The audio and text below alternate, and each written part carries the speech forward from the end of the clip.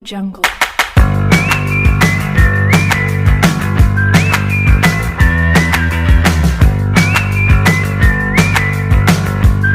Jungle. Assalamualaikum warahmatullahi wabarakatuh. Kami dari kelompok 1 ingin mempresentasikan PPT kelompok kami yang berjudul Teori Membaca. Sebelum mempresentasikan PPT kami, ada baiknya kami memperkenalkan diri terlebih dahulu. Saya Rafika Anggia Pratiwi, di sebelah kiri saya Putri Makfira. Saya Siti Balkis. Saya Putri Audia. Saya Titis Putri Nabila. Saya Miftahur Rizkia Putri. Langsung saja kita masuk ke teori membaca. Teori membaca terbagi menjadi 4. Yang pertama, konsep membaca, selanjutnya jenis membaca, kemudian mengukur kemampuan membaca, dan yang terakhir, pandangan memperoleh pemahaman membaca. Yang pertama yaitu konsep membaca. Konsep membaca memiliki pengertian sebagai berikut. Konsep membaca adalah kemampuan untuk memahami bahasa lisan, baik yang didengar atau yang dibaca. Sedangkan menurut para ahli, konsep membaca diartikan sebagai berikut. Menurut Harja Sujana dan Mulyati, membaca merupakan perkembangan keterampilan yang bermula dari kata dan berlanjut kepada membaca kritis. Rusyana mengartikan membaca sebagai suatu kegiatan memahami pola-pola bahasa dalam penampilannya secara tertulis untuk memperoleh informasi. Dapat disimpulkan bahwa membaca adalah proses perubahan bentuk kata, tulisan, dan lambang menjadi sebuah bunyi yang bermakna. Membaca memiliki sifat perseptif, yaitu kemampuan untuk memahami bahasa lisan baik yang didengar atau yang dibaca. Untuk materi selanjutnya akan disampaikan oleh Putri Makfira. Baiklah, di sini saya akan menjelaskan tentang jenis membaca. Jenis membaca itu terbagi menjadi 2. Yang pertama dilihat dari segi jenjang dan yang kedua dilihat dari segi pelaksanaan. Nah, dari segi jenjang, jenis membaca dibagi menjadi 2. Yang pertama ada membaca permulaan dan yang kedua ada membaca lanjut. Adapun membaca permulaan ialah kegiatan membaca yang mampu melafalkan huruf dengan benar dan memperoleh informasi. Sedangkan membaca lanjut ialah keterampilan membaca yang dilakukan apabila pembaca sudah bisa membaca permulaan. Lanjut, dari segi pelaksanaan, jenis membaca dibagi menjadi 6. Yang pertama ada membaca nyaring. Membaca nyaring ialah proses membaca yang diucapkan dengan suara lantang, dengan intonasi dan jeda yang tepat, serta membaca nyaring sangat memperhatikan tanda baca dan dilaksanakan dengan lancar agar mudah ditangkap oleh pendengar dan penyimak. Yang kedua, ada membaca dalam hati. Membaca dalam hati dilakukan dalam batin saja, sedangkan mata atau pandangan kita menyusuri uraian kata dari kiri ke kanan, dari atas ke bawah, berkomat kami.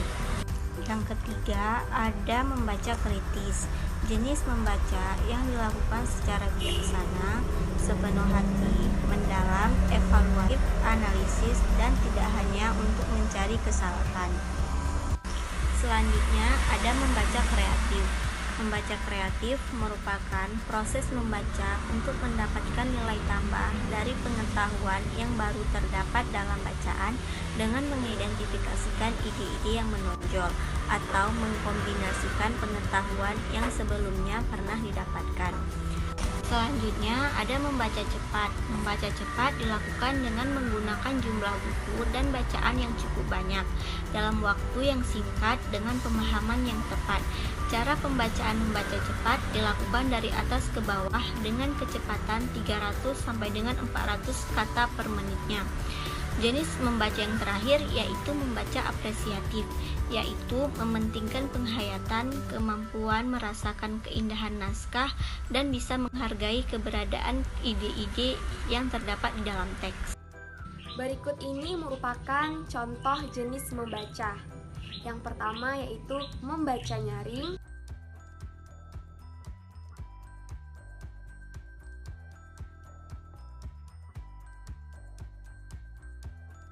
Bacalah teks berikut dengan nyaring.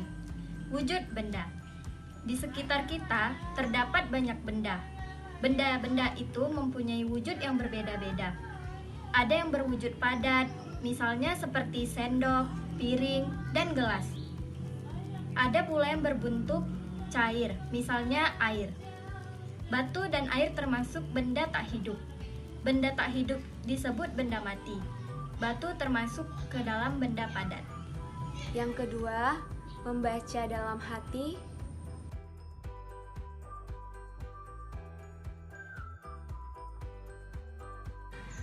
Membaca dalam hati.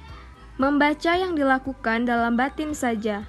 Sedangkan mata atau pandangan kita menyusuri uraian kata dari kiri ke kanan, dari atas ke bawah, tanpa mulut berkomat kamit.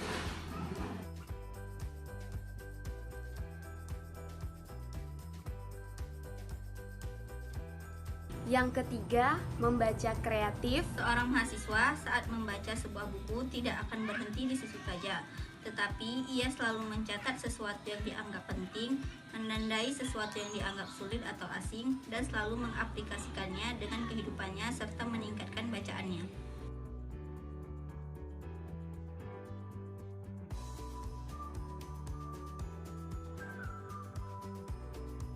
Yang keempat, membaca cepat. Reptil adalah sekelompok primata menarik dengan salah satu sejarah terpanjang di bumi. Pertama kali muncul lebih dari 300 juta tahun yang lalu. Reptil diyakini keturunan dari amfibi. Selama evolusinya, reptil telah menghasilkan banyak keturunan yang unik, misalnya dinosaurus. Umumnya, seluruh tubuh reptil tertutup oleh kulit kering atau sisik. Pada beberapa jenis tertentu, reptil dapat melepaskan atau mengganti kulit, baik secara total maupun sebagian. Reptil merupakan hewan berdarah dingin, yaitu suhu tubuhnya bergantung pada suhu lingkaran. Untuk mengatur suhu tubuhnya, reptil biasanya berjemur di bawah sinar matahari. Tidak heran kalau ular, buaya, kadal berjemur pagi-pagi supaya suhu tubuh mereka naik dan dapat beraktivitas. Selain itu, suhu bagian-bagian tubuh tidak merata. Contohnya, bagian kaki panas, sedangkan bagian perutnya mungkin saja dingin. Sebagian besar binatang melata atau reptil berkembang biak dengan cara bertelur atau ovipa. Embrio telur mereka diselimuti lapisan yang disebut membran amniotik. Namun, ada pula jenis reptil yang berkembang biak dengan melahirkan, yaitu squamata. Ukuran reptil bervariasi, ada reptil yang kecil, seperti tokek dan kadal. Ada pula reptil berukuran raksasa, seperti buaya dan biawak. Jenis-jenis reptil yang ada di Indonesia contohnya kura-kura, ular, bunglon, dan buaya. Reptil memiliki banyak manfaat. Selain menambah keanekaragaman hewan di Indonesia, reptil amat dibutuhkan dengan menjaga keutuhan rantai makanan secara alami. Yang kelima, membaca kritis. Waspada perhiasan beracun. Cantik itu menyakitkan. Borneo itu bisa saja terjadi bila pengagum perhiasan itu tak teliti saat membelinya. Niat hati ingin cantik malah penyakit yang melirik. Hal ini disebabkan adanya bahan-bahan beracun yang menempel di perhiasan, utamanya yang harganya murah. The Ecology Center California, Amerika Serikat menyelenggarakan penelitian dengan membeli sejumlah perhiasan dari beberapa tempat di Amerika Serikat.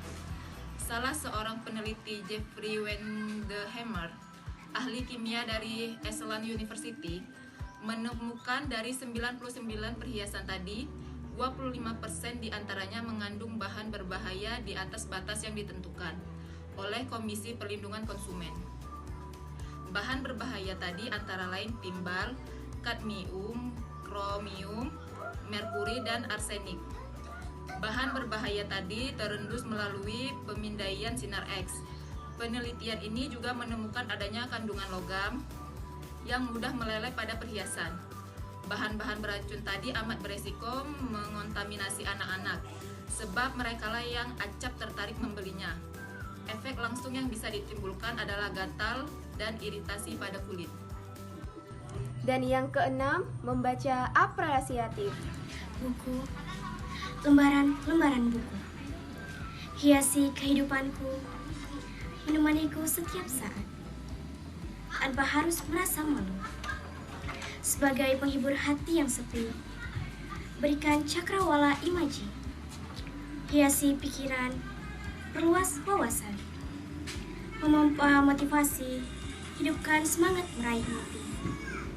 Hari demi hari silih berganti, teman bisa datang maupun pergi, tapi buku selalu di hati, menjadi teman abadi, memperluas imajinasi.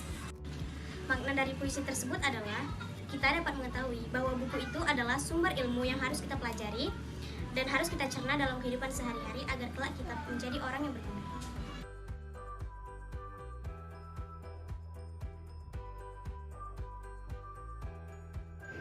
Mengukur kemampuan membaca.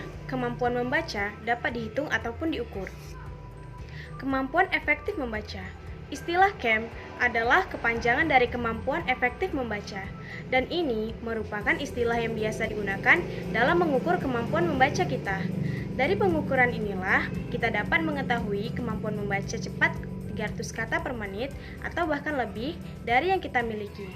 Berikut ini merupakan rumus dan cara yang bisa kalian gunakan dalam mengukur kemampuan membaca. KEM sama dengan K per WD dalam kurung 60 kali B per SI sama dengan titik-titik KPM.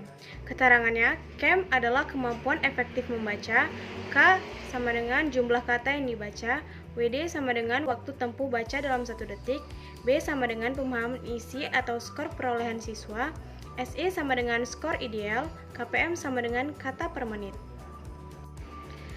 Jika pada cara pertama, rumusnya menggunakan waktu tempuh membaca dalam detik untuk menghitungnya, pada rumus cara yang kedua ini, waktu tempuh dalam membaca menggunakan menit. Perhatikanlah rumus menghitung KEM berikut ini. KEM sama dengan K per WM kali B per SI sama dengan titik-titik KPM. Keterangan, KEM sama dengan kemampuan efektif membaca, K sama dengan jumlah kata yang dibaca, WM sama dengan waktu tempuh baca dalam 1 menit, B sama dengan pemahaman isi atau skor perolehan siswa, SI sama dengan skor ideal, dan KPM sama dengan kata per menit. Selanjutnya saya Putri Audia akan menjelaskan pandangan memperoleh bacaan. Ada 3 macam pandangan untuk memperoleh bacaan. Yang pertama, ada model membaca atas bawah atau bottom up. Model membaca ini dibangun atas asumsi bahwa proses pengalihan tulisan menjadi makna bermula dari sesuatu yang bercetak. Proses itu diawali dengan pembacaan simbol menuju makna. Dengan demikian, pembaca pertama mengidentifikasi ciri huruf-huruf, menghubungkan ciri-ciri itu bersama-sama menjadi huruf, mengombinasikan huruf-huruf itu sebagai pola ejaan, menghubungkan pola ejaan dengan kata, kemudian terus ke kalimat, paragraf, dan proses tataran teks. Pada model proses bottom up ini, titik memulainya terletak pada teks itu sendiri. Pembaca berhadapan dengan kata individual dan struktur dalam teks. Dari sini, secara gradual membentuk interpretasi secara keseluruhan. Proses mendapatkan makna suatu tulisan dalam model bottom up ini dipicu oleh informasi yang bersifat grafis yang melekat pada tulisan. Selanjutnya akan dijelaskan oleh Titis Putri Nabila. Yang kedua ada model membaca atas bawah atau top down. Model membaca top down dibangun atas konsep bahwa proses tulisan menjadi makna awal dari pengetahuan awal pembaca. Proses ini diawali dengan membuat prediksi atau menebak makna sejumlah unit tulisan. Pembaca membaca simbol grafis menjadi suara untuk mengontrol hipotesis makna. Model top down menekankan bahwa proses informasi selama membaca dipicu oleh pengetahuan awal membaca dan pengalaman yang berhubungan dengan pesan penulis. Model membaca yang ketiga yaitu ada model membaca interaktif. Proses membaca dalam model interaktif ini merupakan perpaduan antara dua model proses membaca, yaitu bottom up dan top down. Model membaca interaktif dibangun atas asumsi bahwa proses pengalihan tulisan menuju makna melibatkan penggunaan, baik pengetahuan awal maupun tulisan. Proses ini diawali dengan membuat prediksi makna atau membaca simbol grafis. Pembaca merupakan hipotesis berdasarkan interaksi informasi dari aspek semantik sintaktik. Pengetahuan awal maupun informasi grafis tidak digunakan secara eksklusif oleh pembaca ketika melakukan pembacaan. Dalam proses ini, diawali dengan perumusan hipotesis makna dan sekaligus pembaca huruf dan kata-kata. Sekian presentasi dari kelompok kami, kurang dan lebih mohon maaf. Kami akhiri dengan ucapan Assalamualaikum